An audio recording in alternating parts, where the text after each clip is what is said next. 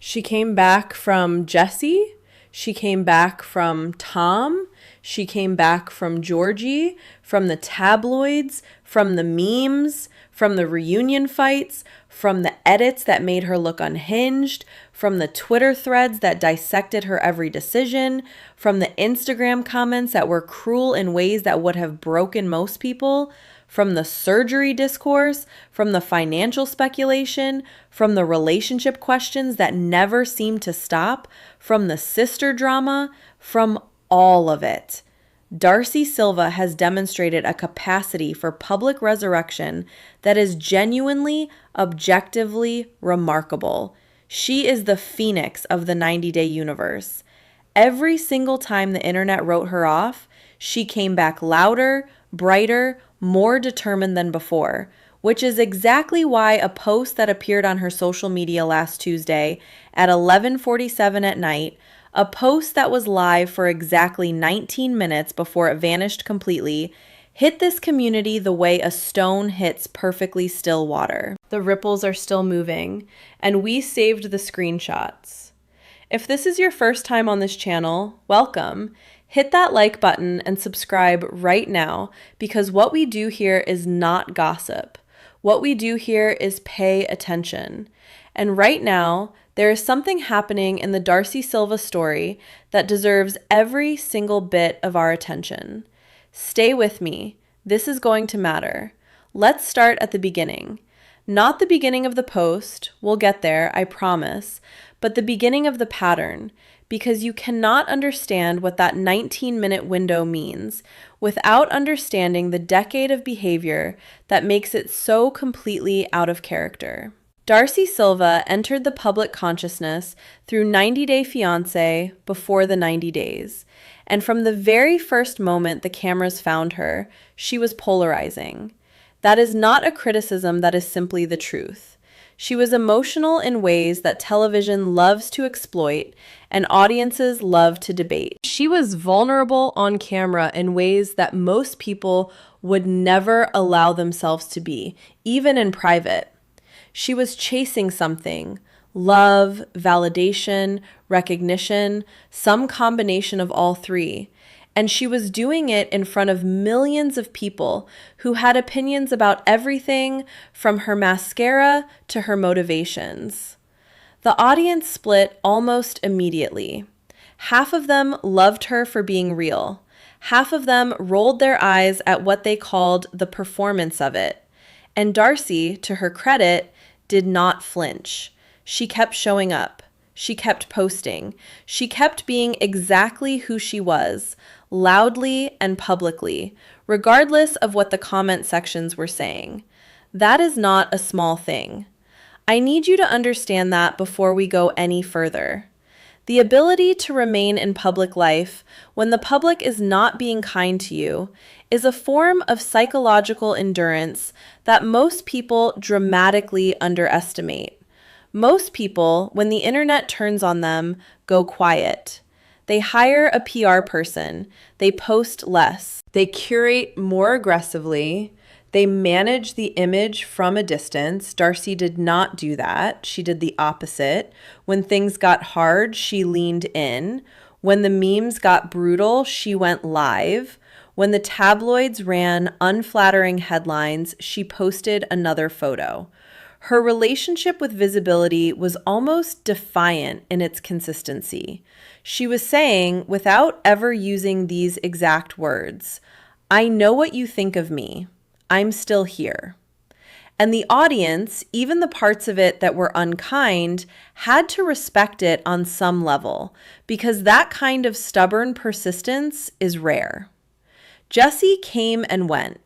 That relationship, the Dutch boyfriend, the crying at the airport, the shoes, all of it became one of the defining early chapters of the Before the 90 Days canon. And it ended badly, publicly, in the way that most things in Darcey's story end, with cameras rolling and the internet watching. And she came back. Tom came next, and Tom brought his own particular brand of public humiliation. The comment about the weight, the blind side, the kind of dismissal that is designed to diminish. and she came back from that too. Then Georgie, then the Darcey and Stacey spinoff, which was its own experiment in doubling down on visibility rather than retreating from it. Then the surgeries, which opened an entirely new chapter of public discourse that was not always charitable. Then the relationships that came after, each one documented, each one discussed, each one eventually adding another layer to the ongoing cultural text that is Darcey Silva. Through all of it, every single chapter, the one constant was that Darcey did not disappear. The camera was always there. The posts were always coming. The content was always flowing. And in that consistency, she built something. Not just a following, not just a fan base, but a contract with her audience. An unspoken agreement. The agreement was this: I will show you everything. I will not hide. I will be here. And the audience, for 10 years, held up their end of that agreement. They watched. They commented. They subscribed. They tuned in for the reunion. They debated the timeline. They screenshot the posts. They were present for all of it because she was present for all of it. That is the context you need. Because here is the thing about unspoken contracts. When one party breaks them, even briefly, even quietly, even in a deleted post at 11:47 at night, the other party notices immediately, and they feel it in their chest before they can articulate why. Now let's talk about the post. What has been confirmed across multiple screenshots captured by multiple accounts with no apparent coordination, which matters for credibility, is that the post appeared on Darcey's social media at 11:47 p.m. on a Tuesday. Not noon, not during the optimized posting window, not at a time that suggests strategy or planning. 11:47 at night, which is when you post things you are not entirely certain you want the world to see. The time matters. We're going to come back to the time because the time tells you something about the state of mind that produced the post. The post was up for 19 minutes. In those 19 minutes, it was captured by enough people that the screenshots are now circulating widely enough that I can speak to the content with confidence. And I want to be very precise about what the post actually said, because this is a situation where precision matters, and where the temptation to sensationalize is real, and where I am going to resist that temptation deliberately, because the actual content of the post is more interesting than anything I could invent. The post had 3 sections, 3 distinct emotional movements, almost like paragraphs in a letter. The first section was gratitude. It was warm and specific gratitude for the audience, for the journey, for what the years of being public had given her. It did not read as hollow or performative. It reads as genuine, which is its own kind of signal, because when someone starts a message with real gratitude, they are usually about to say something that costs them something to say. Gratitude that is specific, that personal, is usually a preface to difficulty. The second section is where things shifted. It is harder to describe precisely without reproducing the exact language, but the emotional content was clear and consistent across the screenshots. She wrote about being tired, not tired in the way you mean when you've had a long week, tired in a way she described as something that rest doesn't fix. That specific phrase, tired in a way that rest doesn't fix, is a phrase that anyone who has ever experienced sustained emotional depletion will recognize immediately.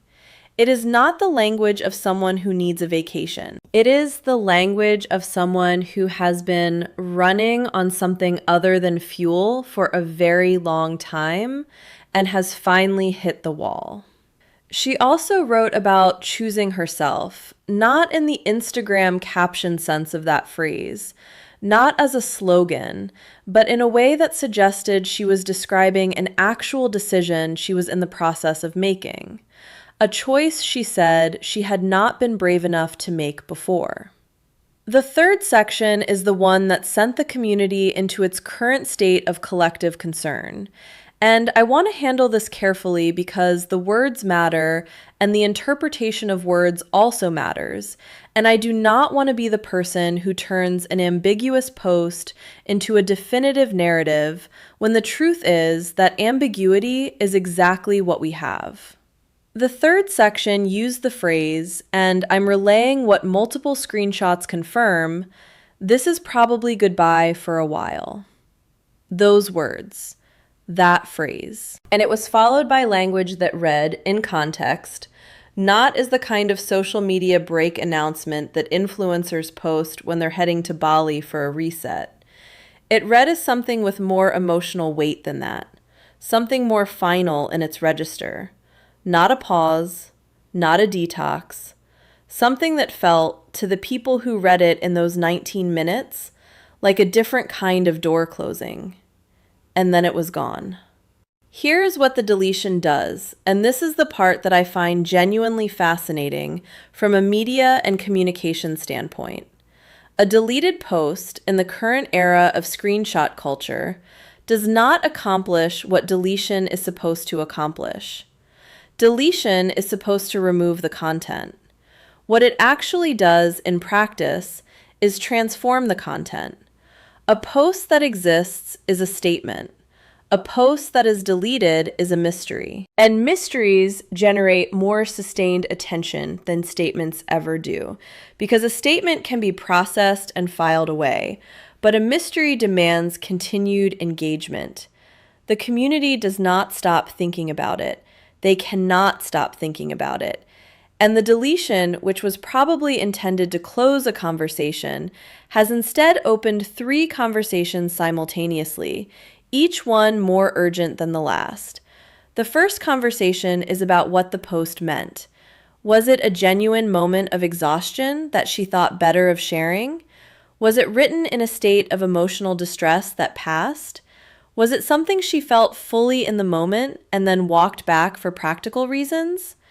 The content itself, now preserved in screenshots across dozens of accounts, continues to generate interpretation and debate. The second conversation is about why it was deleted. This is where things get complicated, because there is a version of this story where Darcey deleted it herself, in the light of the next morning, after the clarity that 11:47 p.m. does not always provide. But there is another version of this story, and I am not saying this is what happened. I am saying this is what people are discussing, where the deletion was not entirely her own decision, where a phone call was made, where advice was given, where someone in a professional capacity looked at a post containing the phrase, "This is probably goodbye for a while," and calculated very quickly what that post costs in contractual terms. The financial reality of being a public figure with active deals. And Darcey Silva has active deals, has had active deals, is the kind of talent that brands and networks invest in, is that statements about exiting public life are not neutral. They have value, or rather, they have cost. Contracts have language about this kind of thing. Talent agreements have provisions. A public statement that signals an exit from the platform, even an ambiguous one, even a deleted one, can trigger conversations at levels above the talent that happen fast. Faster than 19 minutes, possibly. And those conversations end in phone calls. And those phone calls end in decisions. And some of those decisions look like deleted posts. I am not saying that is what happened. I am saying that possibility is part of the conversation the community is having. And it is not an unreasonable conversation to have because we know how this industry works. We have watched it work for years. We have watched the difference between what talent feels and what talent is permitted to publicly say about what they feel. That gap is real. It is documented. It is a feature of the business, not a bug. The third conversation, and this is the one I keep coming back to, the one that I think matters most, is about what it means that this happened at all. Because here is the behavioral truth that sits underneath all the speculation and all the screenshots and all the community posts analyzing the 17 words that made up the most discussed paragraph. The behavioral truth is this. Darcey has spent her entire public life running toward the camera when things got difficult. Toward it, not away. The camera was the place she went when she was hurting. The camera was where pain became witnessed and therefore bearable. The camera was safe. It was validation. It was the place where being messy and being seen were the same thing, and where being seen was understood to be better than being alone with the mess. For her to post something that sounds like goodbye, even briefly, even deleted in 19 minutes, means the camera has stopped feeling safe. And when the thing that has always been your primary refuge begins to feel like a source of pressure rather than relief, something has shifted at a fundamental level. That is not a shift that a reset trip and a new hairstyle resolves. That is a shift that requires something different, something quieter, something that cannot be captured on camera, almost by definition, because the camera is part of the problem. That is the behavioral observation I keep returning to, and it is the one that the bright photo posted 48 hours later does not answer. Because here is what happened after the deleted post. 48 hours later, and I want to be precise about that timing too, because the timing continues to tell the story. There was a new post, bright, colorful, the kind of photo that Instagram was built for. She looked beautiful. The caption was about new beginnings and knowing your worth, and there was a fire emoji. The comments filled up quickly with relief, she's okay, comeback era, she's back, and the kind of affirmations that pour in when an audience has been worried and then receives what appears to be evidence that everything is fine. I understand that impulse completely. The people who comment on those things love her, in the way that audiences love the public figures who have accompanied them through their own private struggles for years. That love is real, and wanting evidence that someone you love is okay is one of the most human things there is. But I want to sit for 48 hours for a moment, because I think they matter. A bright, optimistic fire emoji post that appears 48 hours after an 11:47 p.m. deleted message about being tired in a way that rest doesn't fix is not the same as recovery. Those are two different things, and the difference between them is important. Recovery happens on the inside. It is slow, and it is not photogenic, and it does not come with a caption. What a bright post 48 hours later represents, and I say this not as a criticism, but as an observation, is management. Someone or something or some combination of both managed the optics, took the temperature of the community, made a calculation about what was needed to stabilize the narrative, and produced content that did exactly that. One of those things, management, is something that can be handled in a PR conversation at 9 in the morning. The other, recovery, cannot be scheduled. And the community, which has spent years learning to read between the lines of what Darcey posts and what Darcey is actually experiencing, knows the difference. That is why the bright photo, while welcomed, did not fully close the conversation. Because closing a conversation requires addressing the thing that opened it. And the thing that opened it is still there, sitting in the screenshots, in the third paragraph, in the phrase that reads like a door closing. We are going to pick this up right after this. And I want to go deeper into what I think is actually happening here. Not the narrative that the management wants you to receive, and not the narrative that the most sensational corners of this community are pushing, but the honest, human truth underneath all of it, which is, as it almost always is, more complicated and more moving than either of those versions. Stay with me. I want to start the second half of this conversation with something that might feel uncomfortable, because I think the most useful thing I can do for this community is not tell you what you want to hear, but tell you what I actually think is true. And what I actually think is true is this.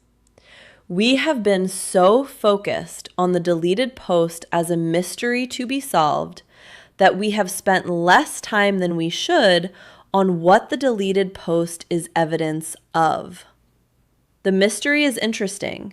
The evidence is important, and they are not the same thing. The deleted post is evidence of a gap that has been widening for longer than 19 minutes, longer than one Tuesday night, longer probably than this current season or the last one. The gap between the life Darcey Silva performs for the camera and the life Darcey Silva actually lives in the quiet spaces between takes. That gap is not unique to her.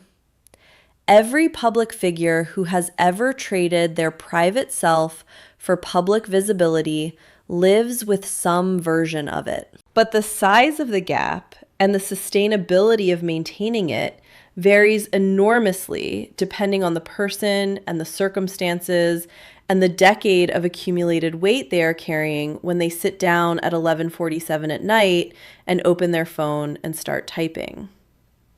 Here is what 10 years of public life at the level Darcey has experienced it actually costs. And I want to be specific because the word toll gets used a lot in these conversations, and it tends to stay abstract. And abstract does not help anyone understand anything. 10 years of having your romantic life narrated by strangers. 10 years of having your appearance evaluated by millions of people who feel entitled to that evaluation because you appeared on their television screen. 10 years of being the subject of memes that range from affectionate to genuinely cruel, and learning to absorb both with the same public composure, because showing that the cruel ones land is not something the performance allows for. 10 years of watching your private pain become content, not because you wanted it to necessarily, but because the format of reality television makes private pain public property by design. 10 years of the camera being present at your lowest moments and your network airing those moments with editing choices you did not make for an audience whose response you cannot control. 10 years of that. And alongside all of that, the relationships.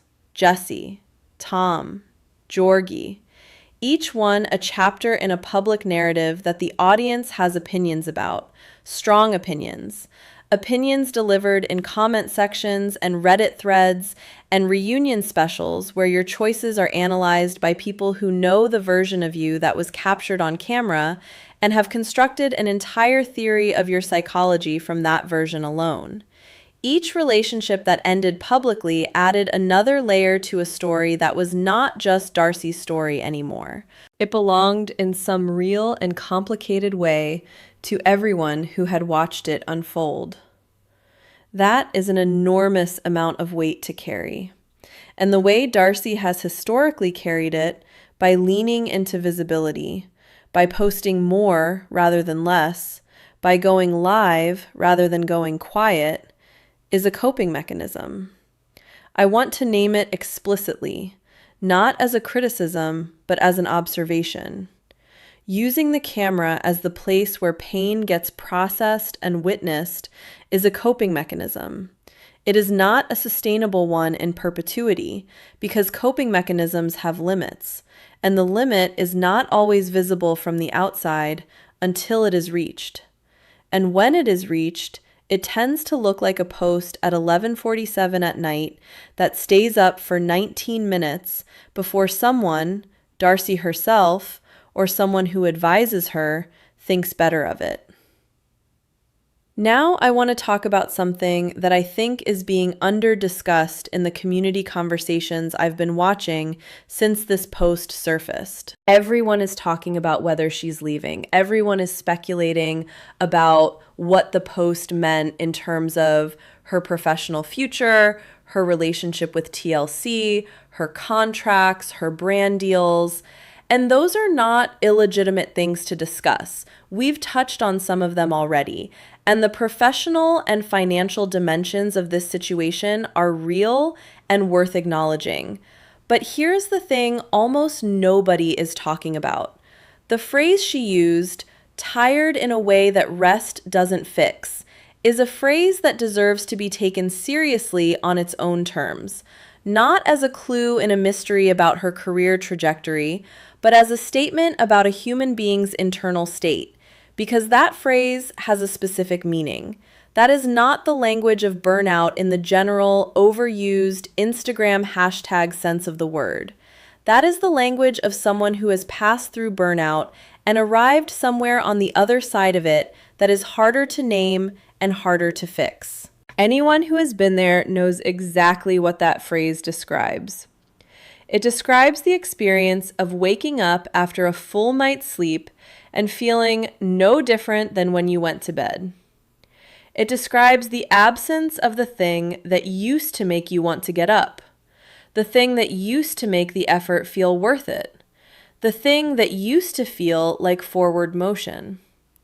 It describes a kind of exhaustion that a weekend away does not touch because the source of it is not physical and it is not logistical. It is something deeper than that. Something structural, something that has been building underneath the surface of the performance for long enough that it has now become load-bearing in a way that is no longer manageable. I am not diagnosing anyone. I want to be clear about that. I am a commentary channel, not a clinician, and the last thing I want to do is project a clinical narrative onto a situation where I have access to a screenshot and not a conversation. But I do think that phrase deserves more careful attention than it has gotten, because it is the most honest thing in that entire post, and possibly the most honest thing Darcey has publicly expressed in a very long time. And honest things that appear at 11:47 at night and disappear 19 minutes later are the things that most need to be heard. So let's talk about who is hearing it, or more specifically, who is not. Here is the structural problem with a decade of public life. The more public your life becomes, the more the people around you relate to the public version of you rather than the private one. This is not a flaw in the people around you necessarily. It is a consequence of the format. When your life is documented and broadcast and commented on and analyzed at scale, the public version of you becomes so loud and so present that even the people in your actual life, your real life, the rooms without cameras, can lose track of the person underneath the documentation. They see the posts too, they watch the episodes too, they are influenced by the narrative too, and sometimes in the most isolating version of this dynamic, the person living the public life looks around the room and realizes that everyone present is relating to the version of them that exists on a screen rather than the version of them that is standing right there, quietly exhausted, tired in a way that rest does not fix. If that is where Darcey is, and I am not saying definitively that it is, but the post suggests she may have been somewhere close to that at 11:47 on a Tuesday night, then the isolation of it is worth naming. Because being surrounded by people, having millions of followers, having a production team and a family and a fan base, and still feeling unseen is one of the specific cruelties of a certain kind of fame.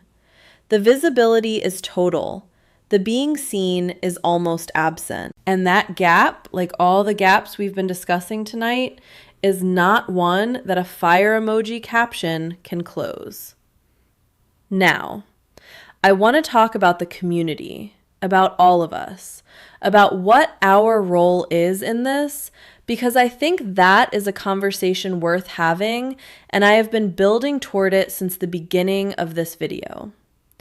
The 90-day community, and specifically the Darcey fan base, which is its own particular ecosystem within the larger universe, has a complicated relationship with Darcey Silva. There is genuine affection in it. There is also, let's be honest, a significant entertainment component in it. Darcey's story has been compelling television and compelling social media content, partly because she is willing to be so vulnerable in public, and partly because that vulnerability has, at times, made her the subject of humor that has not always been kind. The memes exist. The compilation videos exist. The comment threads exist. And the people who participated in them are watching this video right now. And I am not calling anyone out, I am just naming something true. Here is what I want to say to that part of the audience, gently and directly. A person who makes compelling content is still a person. A person whose vulnerability has provided entertainment is still a person who is experiencing that vulnerability from the inside, where it does not feel like entertainment. The distance that a screen creates, the distance that allows a comment section to feel consequence-free, that makes a mean tweet feel like a joke rather than a contribution to something cumulative, that distance is not real. On the other side of it, in the actual life of the person being commented on, the cumulative weight of a decade of that attention is real, and it lands somewhere. And sometimes it lands in a post at 11:47 at night that says, in language that is quiet and specific and not performing anything, that the person is tired in a way that rest does not fix. I am not saying the entertainment is wrong. I am saying that entertainment and responsibility exist at the same time, and the fact that we have had years of one does not eliminate our capacity for the other. This community has demonstrated repeatedly that it is capable of genuine care. I have seen it in the threads when someone is struggling. I have seen it in the way the conversation shifted after the post, when the snark dropped and the concern came through. That capacity is real, and right now is a good moment to let it lead.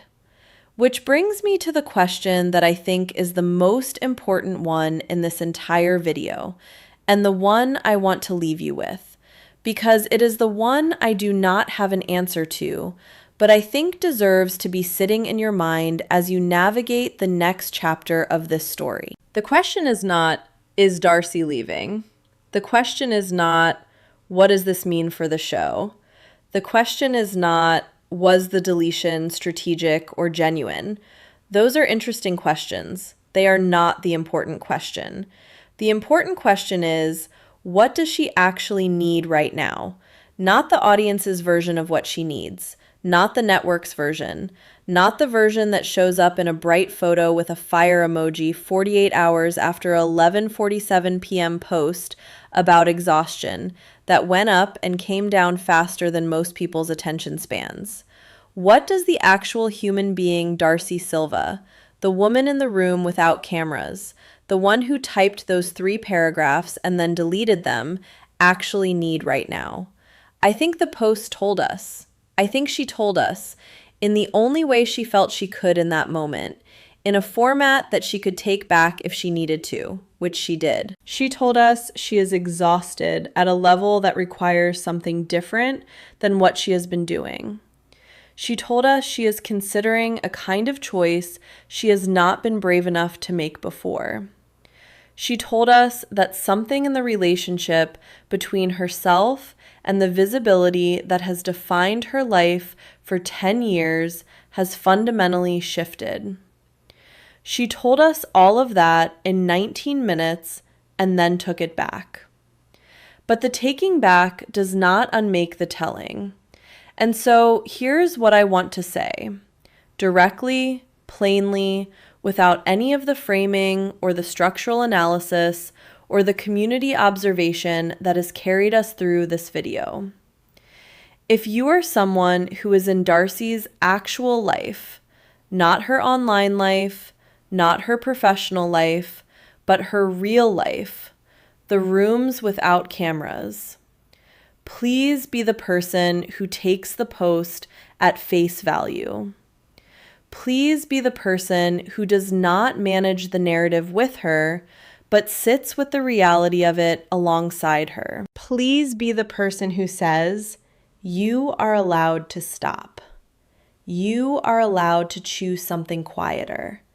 You are allowed to be tired in a way that rest doesn't fix, and to respond to that tiredness with something other than another post, another deal, another season, another performance of resilience that the audience loves and that you are currently paying for in ways they cannot see. The audience will survive. That is the honest truth, and it is one worth saying out loud. The 90-day universe will continue. TLC will produce content. The community will find things to discuss and analyze and debate. None of that stops if Darcey Silva takes a step back from the camera and gives herself the kind of rest that actually reaches the thing that needs resting. The machine does not need her to keep running the way she has been running.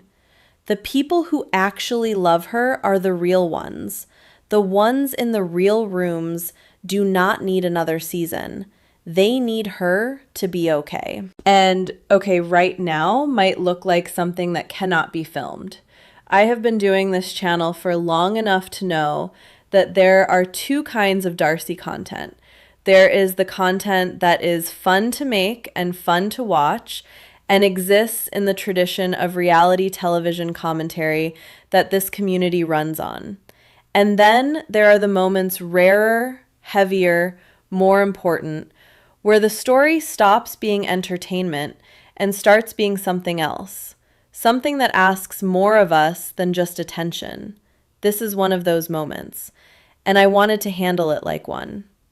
If this video reached you, if you felt something shift watching it, if you found yourself less interested in the mystery of the deleted post and more interested in the human being who posted it and deleted it and then posted something bright and brave 48 hours later as if the first post never happened, then I want you to carry that into the comment section, into the threads, into the next conversation this community has about her.